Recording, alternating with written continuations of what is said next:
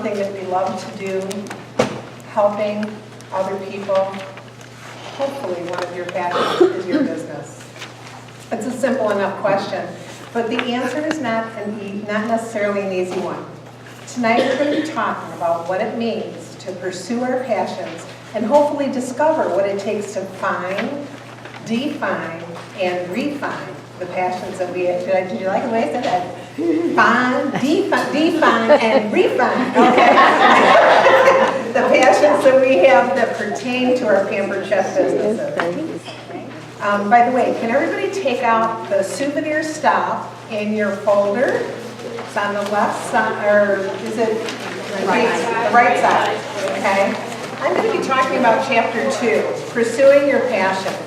For those of you that know me well, you know I absolutely love my business. I love helping others, and I love helping others ignite passions and belief in themselves that they didn't even know was there. In the first chapter of the book, The Wisdom of Walt, author Jeffrey Barnes talks about how Walt Disney, in pursuit of his passion, started out on a park bench, a quiet place to contemplate what was important to him. As he watched his children on the merry-go-round, the idea occurred to him that there should be a place where children and parents can have fun together. And we all know what grew out of that wonderful thought. I was thinking about how Doris Christopher had similar experience in creating the Pampered Chef. She had the idea that because meal times were important to families, every kitchen should have great tools to make the job easy so families could enjoy their time around the table. And we all know what grew out of that idea, don't we? Let's give Doris a big hand.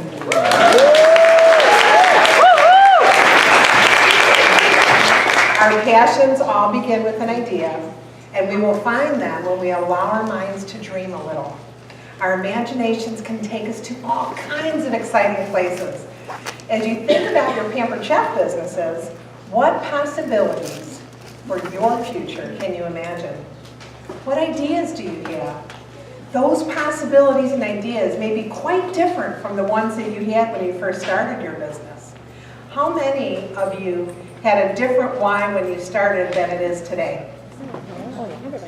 Life changes, but our business is consistent along the way, isn't it? It's a beautiful thing. When I started for Christmas money. But today, I'm doing it for all different reasons. It's a beautiful thing.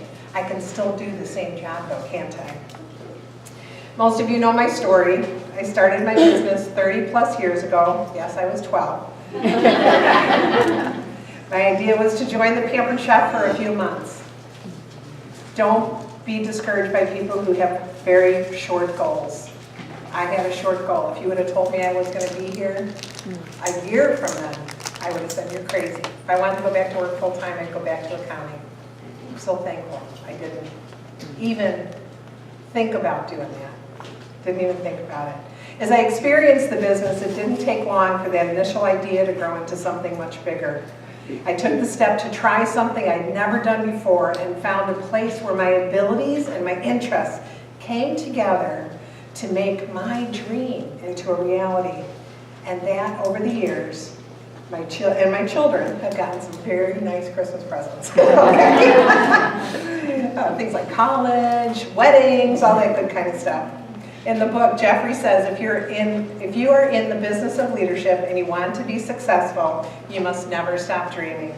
He goes on to say, an idea in your head settles as a dream in your heart. I want to say that again. An idea in your head settles as a dream in your heart.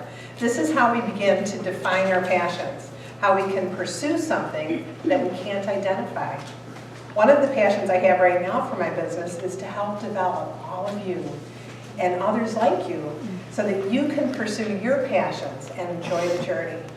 Because I've seen so many people blossom through the years into people they never knew were inside of them. And that's the biggest blessing in my business. The next thing Jeffrey talked about is having a vision. He says that our vision is an extension of our ability to dream. Vision plus action is where we refine our passion. With that in mind, I really liked the Walter Ego concept in chapter 2. I know it's not my chapter, or chapter 3, excuse me. But I had to go there for a minute. It's a perfect picture of seeing Disney's idea become refined in his creation of Mickey Mouse. Walt is the one responsible for making Mickey come to life. And Mickey's personality is said to be the best of Walt's character.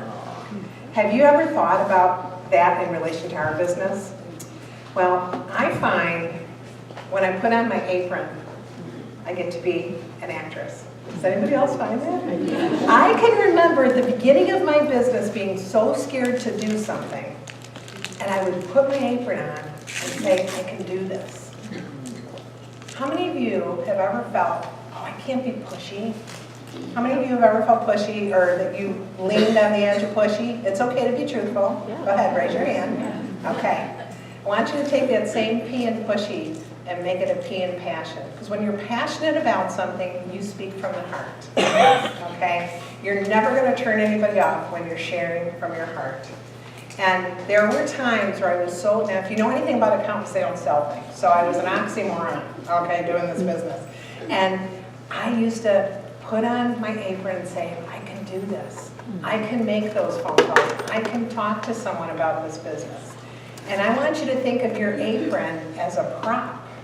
In fact, look at the beautiful apron the company's giving us. Okay, yes, you too can be sporting this apron, okay? And so you can be an actress and you can do the things that you need to do. How many of you procrastinate at doing the very things that you know will make your business great? Look around, you're not alone. So I want you to either put on your ears when you make those phone calls or those texts or those Facebook, whatever. Put on your ears or put on your apron. But you too can make your dreams a reality. Remember, our authenticity is what we bring to the table. Okay, think about that. Our authenticity. People will never turn you away. In fact, I'm restarting my business in Florida right now. And how many of you have restarted in another place? Anybody with me? It's not easy, but I'm telling you, it's a blast. Now, can that be two in the same sentence? It's not easy, but it's a blast. I am excited to meet new people because I want to know who knows about Pampered Chef and who doesn't. And I'm telling you, the people out there are at one of the, I'm going to boast, my first show in January, I had 11 couples there. 5 of them booked shows. Wow. 5. Now, it's not because I'm doing anything different than any of you, but I'm out there doing the shows. And you're all doing virtual parties, and you're doing things differently today than we did 30 years ago, but yet we're still selling kitchen tools, okay?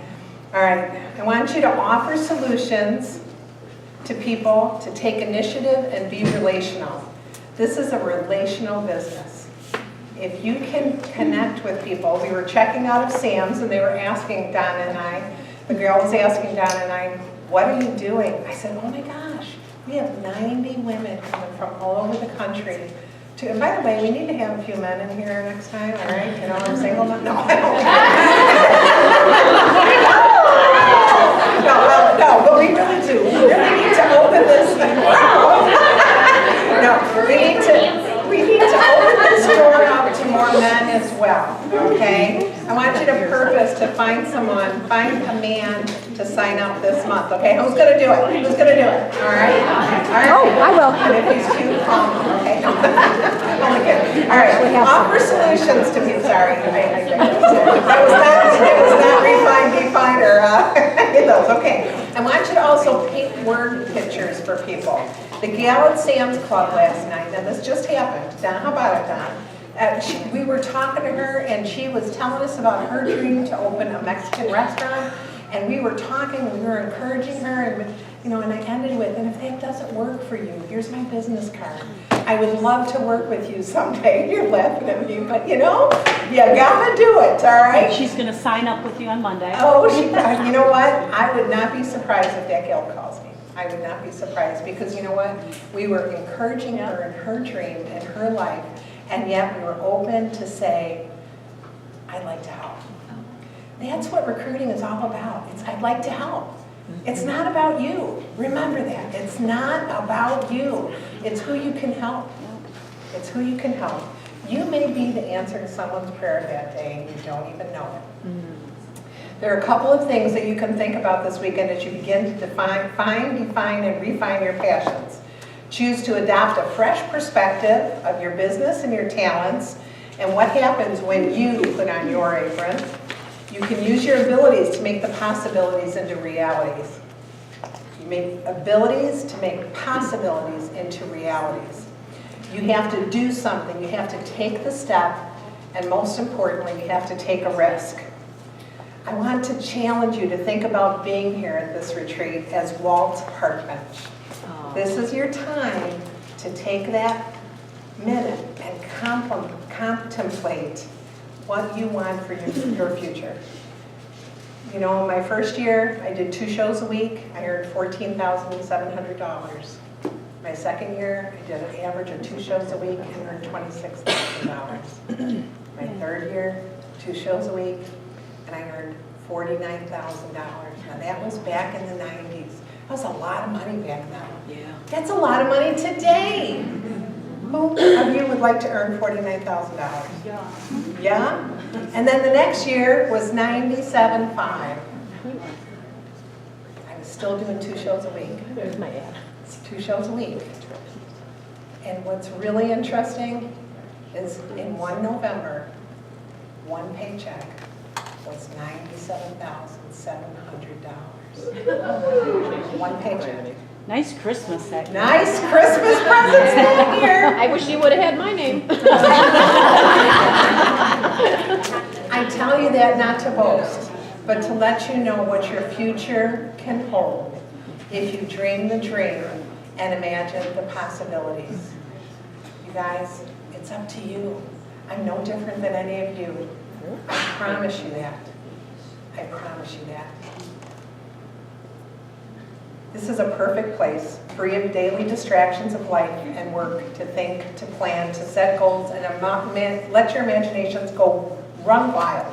A place to envision a bigger and better tomorrow. Our hope is that before you leave Hidden Mountain Resort, you find, define, and refine your passion, and that you'll be excited to pursue it. God bless you guys. Thank you for being here.